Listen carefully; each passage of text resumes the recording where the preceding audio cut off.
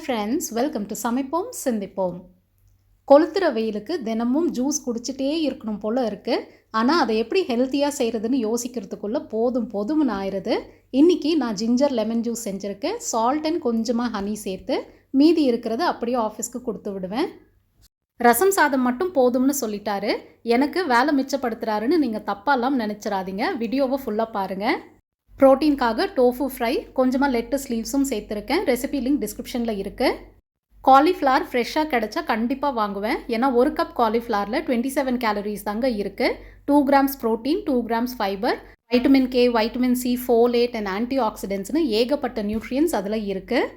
But N husband cauliflower வாங்குறதுக்கு ஒரே ஒரு காரணம், அதில் மஞ்சூரியன் செய்யலாம். டெய்லி சமைச்சு கொடுத்தாலுமே சாப்பிடுவார். ஹெல்த்தியாக சமைக்கிறேன்னு என்னடா அடிக்கடி மஞ்சூரியன் செய்கிறாங்களே அப்படின்னு என்ன திட்டாதீங்க, நான் இதுக்கு பொறுப்பில்லை. உங்கள் வீட்டில் யாராவது கோபி மஞ்சூரியன் ஃபேன்ஸ் இருக்காங்களான்னு கமெண்ட்ஸில் சொல்லுங்கள். மறக்காமல் வீடியோக்கு ஒரு லைக் போட்டுட்டு உங்கள் ஃப்ரெண்ட்ஸ் அண்ட் ஃபேமிலி கூட ஷேர் பண்ணுங்கள். தேங்க்ஸ் ஃபார் வாட்சிங்.